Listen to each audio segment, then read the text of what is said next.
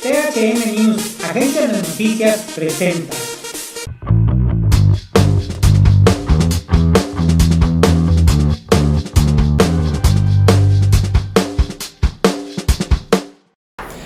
Amigos, bienvenidos al tercer programa de A Fondo. Hoy es 4 de agosto de 2021, la camiseta del campeón, miren, okay. La camiseta del campeón.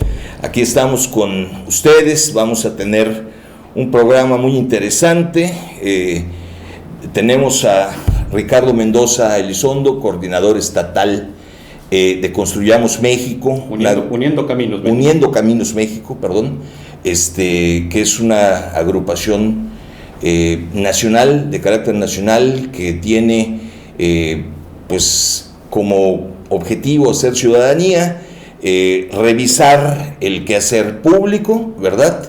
Y nos va a compartir los puntos de vista de la agrupación que él integra, y a darnos su opinión sobre lo que les pareció la consulta popular. Nos acompaña nuestro querido maestro y amigo David Heredia Montañez. Aquí presente. Muy bien, y bueno, vamos a hablar también de la revocación de mandato, vamos a hablar del gas, porque pues creo que está planteando una coyuntura muy interesante esta situación. Vamos a hablar de lo que es la tercera ola del COVID, que bueno, ya está muy cuenteada, pero sí, de Delta, de sus efectos, de esta cepa que nos trae de cabeza. Vamos a hablar de lo concerniente a la compra de medicinas, al desabasto y a la tragedia de Boli. ¿Ok? Ahí les voy a comentar cómo está la triste historia de Boli al rato. Muy bien, pues vamos a comenzar sin más. Vamos a hablar de la consulta popular. ¿Votaste, David? No, para nada. Ricardo. Pues invitamos a la gente. Bueno, primero que nada, muchas gracias por el espacio que nos dan para la opinión ciudadana. Y pues sí, comentarles que nosotros estuvimos indicando a la ciudadanía desde hace tiempo de que este tipo de encuestas propuestas por el presidente de la República pues buscan un beneficio para el presidente de la República, no para la ciudadanía. Les indicábamos que esta primera consulta pues era una promesa de campaña, perseguir, acusar y en su momento juzgar a los expresidentes, pero siendo nacida desde la misma presidencia, pues no tenemos algún beneficio, como nosotros en la ciudadanía, nuestro grupo, no hemos visto grandes avances en lo que es la administración del país. No sé, de entrada la pregunta estuvo muy confusa. La Suprema Corte de Justicia tuvo que cambiarla para bien ajustarla, para que fuera constitucional, y eso dio pie para muchas otras interpretaciones, tal que el ciudadano común que la leyera no iba a saber qué contestar, si el sí o el no. Bien, David, Ricardo, ¿ustedes creen que la redacción de la pregunta contribuyó a desalentar la participación? Desde luego fue un galimatías. No es una pregunta que sea tan común, o sea, del lenguaje común. Es un lenguaje jurídico aplicado por la Suprema Corte de Justicia. El presidente emite una propuesta y el Congreso lo turna hacia la Suprema Corte, porque así fue. El Congreso de la Unión dice, bueno, esto lo tiene que definir si es cuestiones de ley, porque están queriendo juzgar a exmandatarios, que así era la propuesta presidencial. Entonces la Suprema Corte en su deliberación acuerda un texto que estaba totalmente borrado de lo primario y hace la pregunta ininteligible. Esto, pues mucha gente pues veía la publicidad que se hacía a través de Morena, que era el partido encargado de promocionar esta situación. Ningún otro partido lo hizo. ni ningún otro gobierno, porque no tenían injerencia en estas cosas, ni municipal, ni estatal, ni mucho menos, ¿no? Entonces, asume la publicidad el partido Morena y se dedican a poner unas caricaturas o unos memes, algo así parecido a eso, con un antifaz o algo tachado de los ojos, pero se entendía que estaban haciéndolo. Incluso pusieron espectaculares, pusieron en los aeropuertos, pusieron desplegados inmensos, estuvo en la prensa diaria, estuvo en todo. Esto costó alrededor de 570 millones de pesos. Este es un gasto que realmente la gente decía, el Vox Populi, que era un gasto inútil, porque la ley no se consulta, la ley se aplica cuando se tiene que aplicar y se juzga cuando se tiene que juzgar. Esto, pues la verdad, si es un éxito o un fracaso, eso lo entenderán quienes hicieron este tipo de mamotreto, porque no es normal que se esté haciendo este tipo de cosas. Si lo que se buscaba era que alcanzara el rango de constitucional, no lo logró, fueron solamente 7.3 o no sé cuánto. El máximo que tenían que cubrir era 37 millones el 40% de la votación, 37 millones de la votación del padrón electoral, sí. De 93 millones, y de los 93 millones solamente votaron 7 millones y fracción. Esto, ¿qué te quiere decir? Si es un fracaso o un éxito, no alcanzó la cifra normal para ser considerada ya dentro del rango constitucional. Pues fue dinero tirado a la basura. Y esto sobre todo ahora que estamos padeciendo una pandemia terrible, que estamos en la tercera ola, que se han puesto los estados en rojo y en rojo vivo, ya no hay otro color que se le pueda aplicar, va a llegar a un morado extremo. No sé, yo no quiero seguir diciendo más si fue un éxito o un fracaso. El presidente lo consideró un éxito porque se hizo una consulta, como él quería desde su campaña. El fracaso es porque no se lograron las metas. Y 3, porque la gente no asistió. Y ahí viene una matemática que, pues yo tengo que decirlo por fuerza. Si el presidente adquirió el rango de presidente de la República constitucional con 30 millones de votos el día de la elección en el 2018, esta vez nada más le restó 23 millones de votos, pero de esos 23 millones de votos restados, más los que votaron en contra en la vez del 2018, quiere decir que el presidente está muy mal en su apreciación dentro del ámbito y la mediación política que se da. ¿Por qué? Porque hay encuestas que pagan ellos mismos, a modo que dicen que tiene el 67% de aceptación, y no es la realidad. La realidad es que esta medida de la temperatura al agua de los camotes, por así decir cotidianamente, no le resultó al presidente. Esto ya está pensando lo que sigue, que es la revocación del mandato. Ricardo, Uniendo Caminos México, ¿qué lectura le da esto? Un 7% de votación de electores, sí. Se retrata. ¿Por qué no funcionó? Pues aparentemente la gente está muy enterada de lo que está haciendo el presidente, y ya las propuestas del presidente ya no son atractivas ni siquiera para la gente que votó por él, como nos decía don David. Es importante que todo lo que venga ya de la presidencia, darnos cuenta que tiene alguna truco, tiene alguna maña. Y nosotros por eso decimos que las propuestas, las consultas deben de venir de la ciudadanía. Es por eso que nosotros estamos haciendo nuestra iniciativa Yo Soy 3 Millones, de tal manera de que Uniendo Caminos pueda lanzar la iniciativa de la siguiente convocatoria para una consulta popular desde la ciudadanía, no desde... Pero a ver, si reflexionamos un poquito Sí. en eso, sí hubo 3 millones reunidos, no sé cómo, tal vez mañosamente, Ajá. pero aparentemente va respaldada esta iniciativa Sí. en, Sí. en 3 millones de personas que firman a favor de esto, ¿verdad? Y por eso es que se hace la consulta. Sí, sí. Pues se hace obligatorio de alguna manera toda vez que cubre los parámetros que se establecieron, ¿no? Ahora, ¿es un éxito o es un fracaso para López Obrador? Pues yo creo que es un fracaso en el sentido de que la gente no participó. O sea, si lo que querían era participación, no se dio el apoyo que quería el presidente, no se cumplió lo que él quería, lo que él había ofrecido. Pensamos que está perdiendo terreno.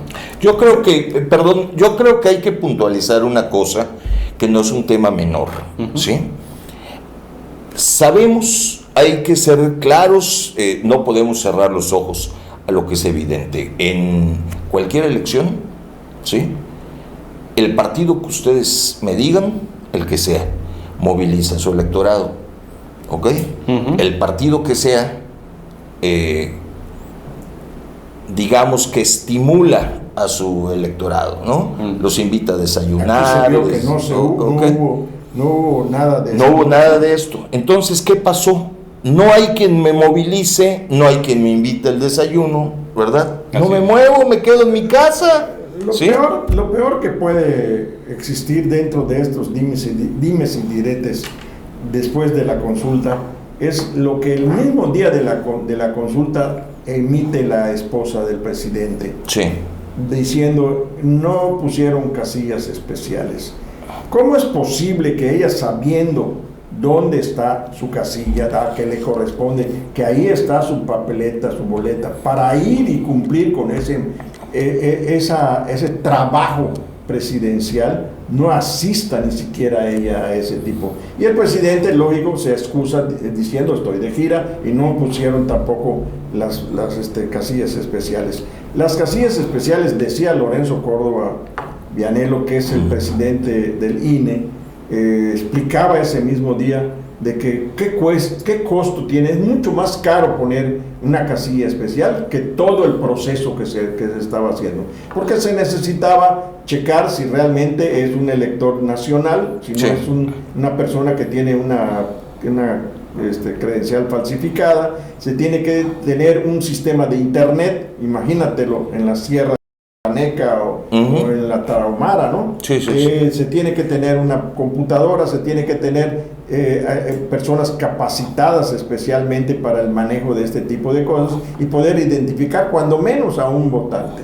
Claro. Entonces esto resulta que es una aberración, el hecho de decir por qué no pusieron más casillas. Y por último decir, como él mismo dijo, Córdoba dijo, y el dinero no nos los quisieron aprobar, no nos los quisieron aumentar, y lógicamente pues hicimos lo que pudimos.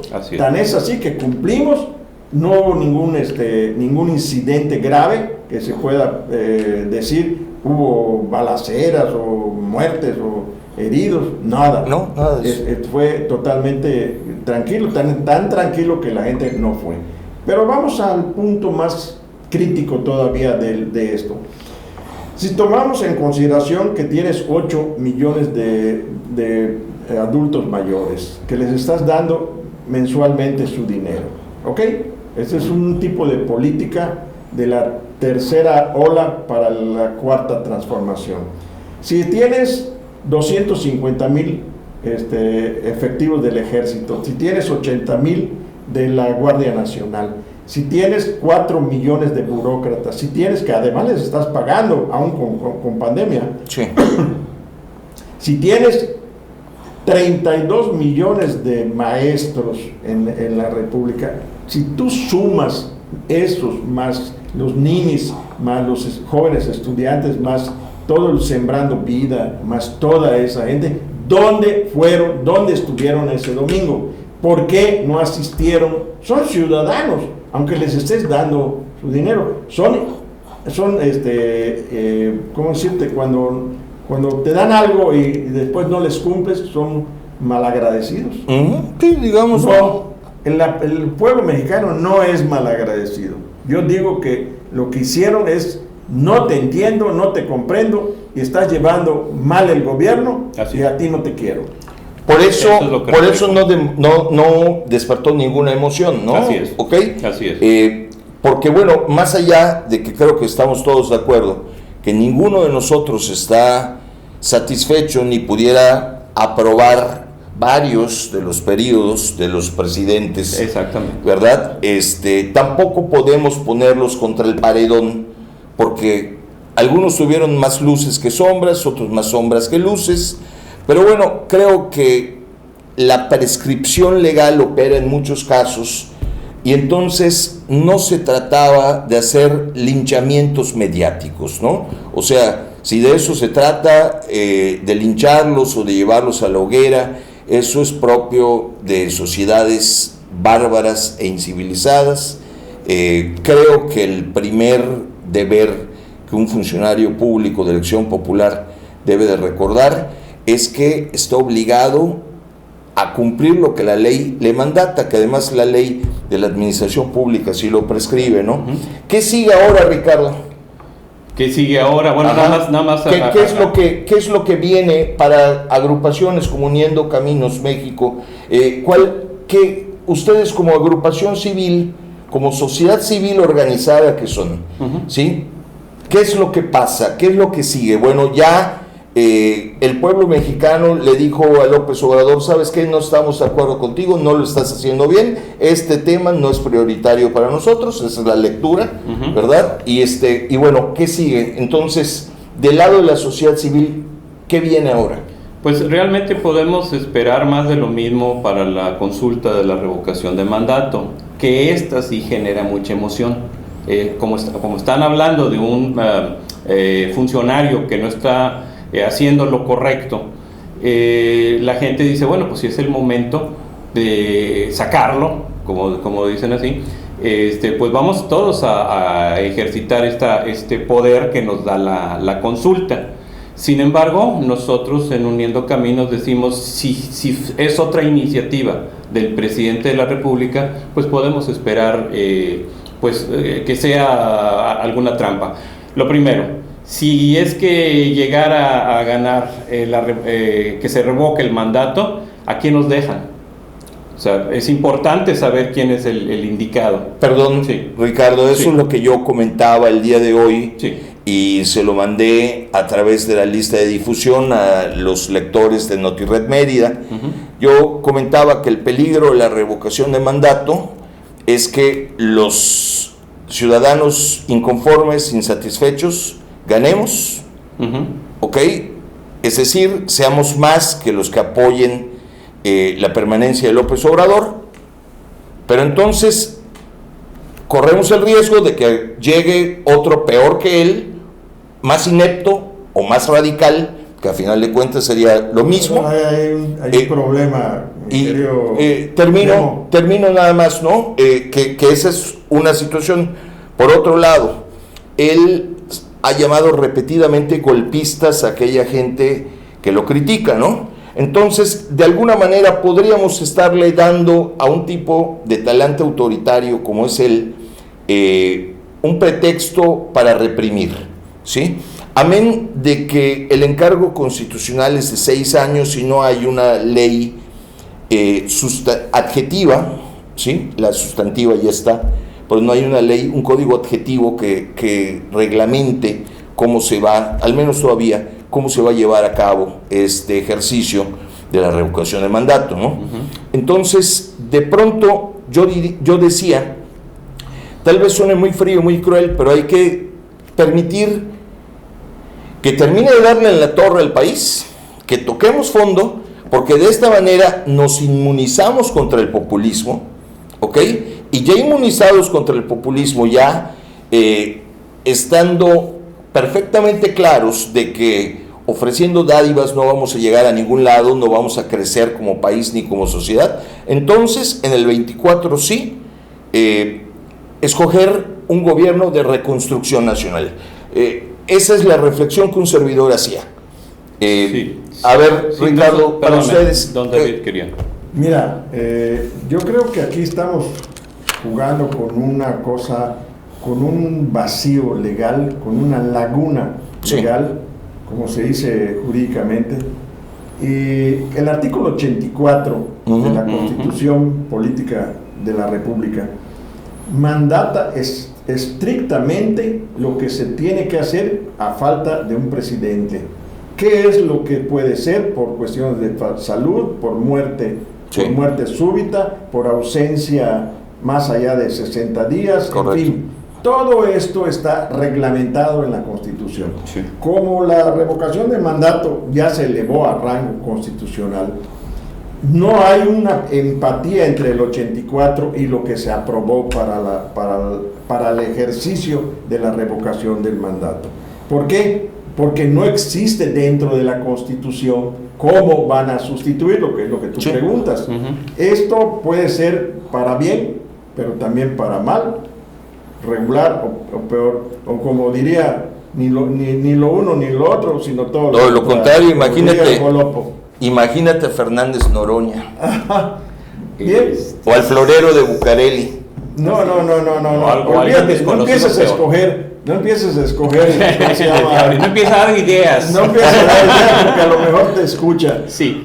Esto tenemos que preguntar antes de, nosotros como medio de comunicación, tenemos que ir fomentando esta situación, quién en el supuesto de los casos. Pero lo peor de todo, lo que dijo ayer el presidente, porque hasta hoy es nuestro presidente, reto a la población a que si me sacan, si me dicen que no, ¿cómo me voy? Es un reto. Tú no puedes, como presidente de la República, no está dentro de tus atribuciones hablarle así a tu pueblo. ¿Por qué? Porque los estás ofendiendo, Sí. los estás retando a ver, sácame si puedes. Ese es el problema, que no piensan antes de decir todas estas diarreas mentales que se dan. Ese es el problema. No, de hecho, lo que regresando a la consulta anterior, de lo que dijo la Suprema Corte, que debería ir la pregunta, pues no se le respetó en ningún lado. Solamente los que veíamos redes sociales veíamos cuál era la pregunta, pero en los canales abiertos de televisión, radio, incluso periódicos, seguía saliendo la consulta para juzgar a los expresidentes. Entonces, ¿cómo queda la Suprema Corte ante todo esto? Pues eso es un desacato, y lo decíamos en el INE el domingo. Esto debió haber sido sancionado y en todo caso cancelado. O sea, no están preguntando lo correcto. Y ahorita esto que nos dice don David, pues tiene que ver también en esto. O sea, quién se queda y cómo se pone a retar a la ciudadanía. Yo se lo había... Esto es lo que hacía el hoy difunto, que hoy convertido en pajarito, Chávez. Hugo Chávez. Hugo Chávez, Ujú. que Sí. él lo primero que empezaba a hacer, hay una primera muestra el día de hoy, lo dijo hoy en la mañanera. A ver, con el problema del gas, requisen las empresas, requisen las empresas, y va a ser la Guardia Nacional, ya no el Ejército, la Guardia Nacional la que se va a hacer cargo de esas empresas para que la gente no sufra el desabasto. Señores, esto es Venezuela. El presidente quiere ver gas. ¿No? O sea, sí, o sea, ya se quiere... No hagas paraditas, no hagas paraditas. Se quiere aprovechar de esto, ¿no? Entonces, bueno, a ver, esta situación, ya pasando a este tema del gas, Ricardo, no se te... yo coincido con David, o sea, ¿no te parece que ya es una vertiente? Él dice que no es autoritario, que él no está haciendo nada que no pueda... es el pueblo. Ajá, o sea, ¿qué les parece a ustedes? No, realmente lo hemos dicho, el presidente es un ejecutivo y debe de ponerse las órdenes del pueblo. Él está tomando hasta de empresario es la chamba de empresario, le vale gorro si se cierran los negocios, porque él está tratando de tomar pues la luz, el petróleo, el Lo gas. hizo con el aeropuerto. No, que me perdonen, la luz no, porque mi recibo llega cada vez más caro. Y acaban de decir que ya se aumentó Sí. 20% más Así es. la tarifa doméstica. Pero trata de jalar la administración de todos esos básicos para la población, cuando lo que debe hacer es verificar que esto vaya mejorando. O sea, entregarlo y verificar que el que tiene la concesión lo haga correctamente. Pero si ni siquiera ha montado el espectáculo de su gas bienestar, no lo ha montado, no tiene ni el transporte ni la gente capacitada para el manejo de un producto tan delicado, que puede hacer estallar muchas burbujas que hay por allá. En la época de Luis Echeverría y José López Portillo, el Estado fue todólogo, el Estado acumuló todas las empresas prácticamente habidas y por haber. El gobierno mexicano tenía hoteles, tenía centros hasta bancos, tenía bancos, tenía un montón de cosas, Defender ¿no? el peso como un perro. ¿Sí? Entonces, la cuestión es que ¿será que nadie se esté dando cuenta que estamos regresando a esa época en la que el gobierno pretendía ser todólogo?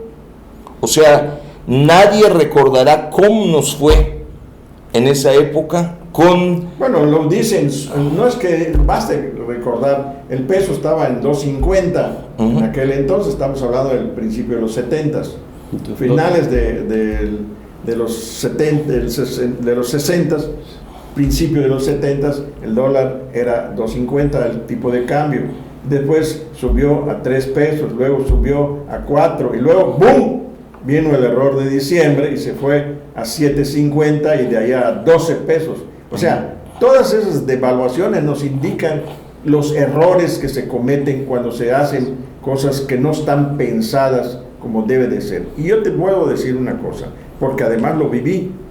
Cuando la época del presidente Adolfo Ruiz Cortines tenía un cuerpo de asesores solamente para cuestiones de tipo internacional, para las cuestiones diplomáticas internacionales, que reunía a más de 20 cerebros especializados. Me recuerdo perfectamente dónde vivían, en Guanajuato 320, don Celestino Gorostiza y su hermano eran los que encabezaban esto, para sacar una cuartilla de lo que iba a leer el presidente cuando estuviera en cualquier país. Tardaban estos hombres más de un mes para sacar una sola cuartilla, revisando tratados, revisando todo lo que concernía a la relación que tiene México con otros países. Estos van como Juan por su casa y él ni siquiera quiere salir porque le tiene miedo a eso, decir barbaridades fuera. Lo dice en su casa, grita y es como sea, muy bravucón acá, pero afuera, ay, primero quería mucho a Trump y ahora ya no le respinga a Biden. Sí, podrían tener sus asesores y podrían darse el lujo inclusive de decir, pues sí, está muy bien escrito, pero yo voy a decir mi verdad, ¿no? Ahorita este señor creo que ya ni siquiera los asesores tiene, no quiere gastar en eso porque él se siente autosuficiente. Bueno, pues su canciller lo tiene puesto para comprar vacunas, no es su trabajo, por Dios. Él tiene que estar dedicado a lo que está. ¿Por qué tienen que estar comprando a través de la ONU medicamentos en otras partes del mundo cuando México tenía ya establecido que estaba mal la facturación? Bueno, aplícale la ley a quienes están violando estas cosas. Hablamos de la tercera ola, la variante Delta. La variante Delta está siendo chuza en todo el mundo. Sabemos que es una variedad, una cepa de virus que es mucho más volátil, contagiosa, ¿sí? Mucho más contagiosa. A eso me refiero en cuanto a que es más volátil, es más fácil de contagiar, incluso en su letalidad estamos viendo también que es de mucho mayor riesgo. Estamos enterándonos todos de que hay gente más joven contagiándose y muriendo. Yo ayer supe de una persona en Campeche, veinteañera, contagiada y muerta, de un chavito en el centro del país, en el área del Bajío, contagiado y muerto a los 13 años. Pero hay una ventaja.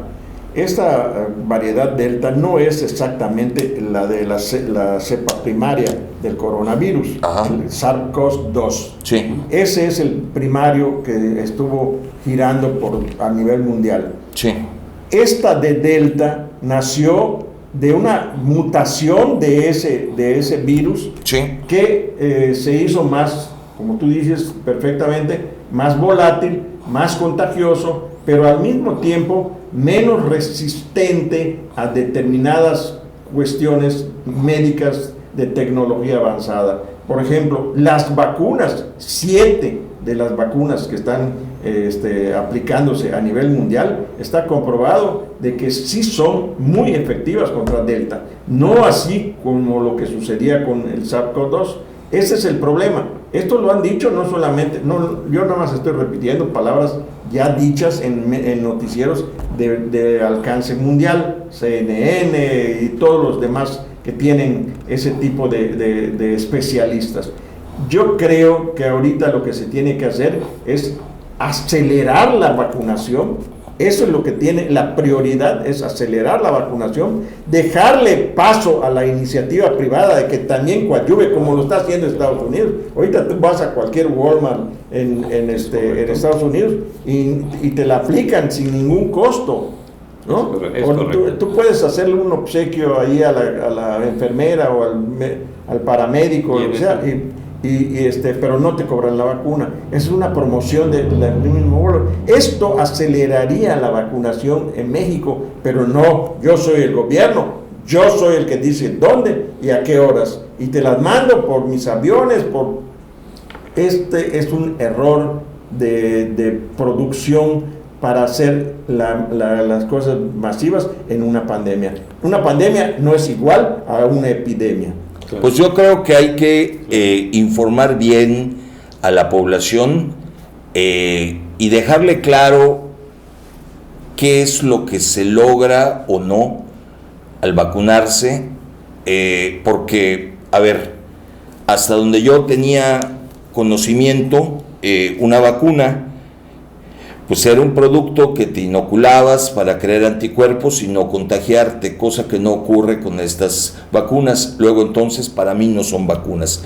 Yo no me vacunaría, yo no me he vacunado todavía porque no me garantiza una eficiencia en cuanto a no contagiarme el producto que está en el mercado hoy día. No digo que no me voy a vacunar, eventualmente si sale un producto que sea eficaz, que me impida el contagio, bueno, entonces ya consideraré esta situación. Tienes que tomar las medidas.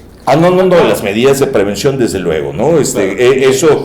Eso es inevitable, hay que ser cuidadoso en cuanto a eso. Sí. Ricardo, ¿qué te parece? Pero mientras nosotros tenemos la suficiente información, sí es cierto, tenemos que seguirnos cuidando, pero también tenemos el derecho a la información completa.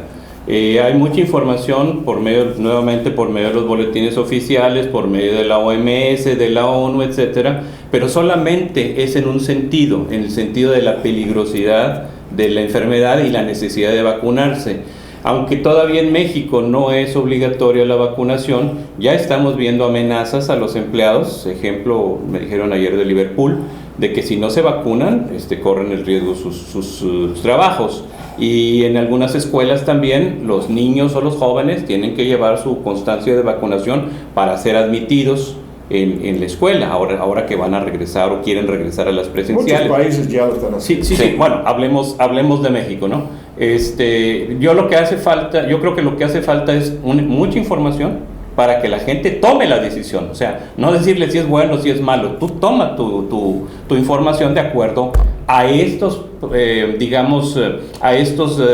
científicos internacionales, incluso mexicanos, o a estos boletines oficiales. Entonces, aquí está toda la información que te dice el gobierno, aquí está toda la información que te ofrecen profesionales en diferentes áreas de la química, de la biología, y que dan conferencias que no son muy transmitidas. Porque además hay que decir una cosa, y por eso el carnal Marcelo está ahorita taloneándole para conseguir vacunas, porque de repente no solo no hay dinero, sino que además no hay el producto. O sea, es real el desabasto de medicamentos y pasamos ahí. Las farmacéuticas no son madres de la luz. Sí, claro, pero... Ellos cash, que ahí sí, está tu vacuna. sí, bueno, pasamos ahí al último tema y voy a la triste historia de Boli. Boli, mi amiga, iba caminando alegremente por la calle y de repente llegó un can que ella imaginó surgido del infierno, algo así como el cancerbero versión guayé, y creo que la vio apetitosa y se le prende la pantorrilla. ¿Ok? El origen del perro era confuso, ¿sí? No supo bien a bien pues qué había pasado con el perro, porque además Boli estaba platicando con un servidor y no soltó el teléfono ni cuando la mordieron, solamente dijo, me está mordiendo, me está mordiendo. Yo pensé que se refería a un policía, pero no era un policía, era el perro. Y bueno, afortunadamente no fue una herida aparatosa, en el sentido que yo pensé que le habían desgarrado media pantorrilla o algo así, no, pero resulta que se va a una institución de salud pública, ¿ok? Y le dicen, bueno, pues ¿sabe qué? Hay que vacunarse contra la rabia, porque pobre perrito, ¿no? Vacúnese contra la rabia, porque pues no sabemos si el perrito era casero, era callejero, ¿no? Y en prevención órale, le ponen las vacunas, 7 inyecciones, y le dicen, tómese su antibiótico, por aquello no te entumas, ¿ok? Todo perfecto. Pero le dicen, ¿sabe qué? ¿Qué cree? No hay vacuna contra el tétanos. Ah, chirga, ¿y cómo? No, pues cómprela. Digo, cuesta 250 pesos, ¿no? O sea, no es tan cara. Para nosotros. Pero ¿qué creen? Resulta que se pone a recorrer farmacias y no hay, ¿ok? Y entonces, curioso que es uno, me pongo a investigar un poco y resulta que en las instituciones del sector salud no hay vacunas. Si nace el bebé, los papás tienen que gastar cerca de 5,000 pesos en vacunas, porque el gobierno federal, el sector salud, ¿ok?, que es lo que engloba al grueso de nuestra población, no tiene vacunas. Y eso, señores, es muy serio, porque bueno, de repente imagínense que tengan un poquito más, salario mínimo, un poquito más el salario mínimo, y pues ¿de dónde, no? No. Pues así es esto, mi querido Memo. Bueno, muchas gracias, Ricardo. Gracias. Muchas gracias a ustedes por el espacio. Nada más seguirles invitando a que se trabaje desde la ciudadanía. Hemos vivido malos gobiernos, este no es el primero. Y lo que necesitamos es que la ciudadanía cambie la estrategia. Y para que sea el último de los malos gobiernos. Así es. ¿Sí? Entonces invitamos a la ciudadanía a que se integre. A Diógenes. Sí. Bueno, pues yo quiero agradecerles a ustedes, amigos, el favor de su atención, y quiero despedirme con una frase de George Lindbergh que dice que cuando los gobernantes pierden la vergüenza, los gobernados pierden el respeto. Ahí se los dejo de tarea. Pues muchas gracias. THM News, Agencia de Noticias, presenta